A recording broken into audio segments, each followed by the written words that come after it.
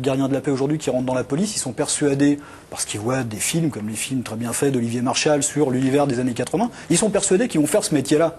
Mais c'est pas ça du tout qu'ils font.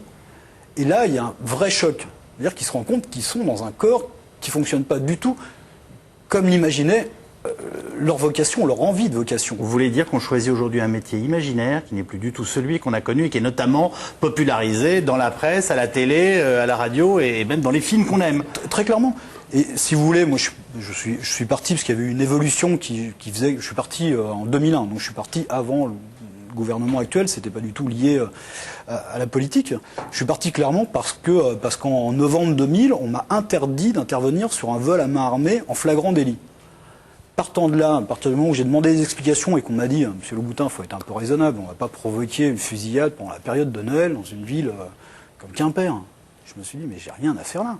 Ça veut dire que des gens impunément peuvent tenir en otage des gens dans une bijouterie, avoir des fonctionnaires de police qui sont en position de pouvoir intervenir et qu'on leur dit « Non, non, vous sortez pas et surtout, vous, l'opérateur radio, vous gardez la grille fermée pour pas que le barjot qui a des services comme ça sorte et aille nous provoquer un flingage ».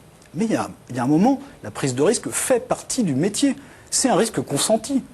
Ce sont quand même des métiers où on est susceptible de pouvoir prendre ce genre de décision. Moi, je les avais prises avant, sauf qu'après, vous devenez un problème pour l'administration et surtout pour la nouvelle administration.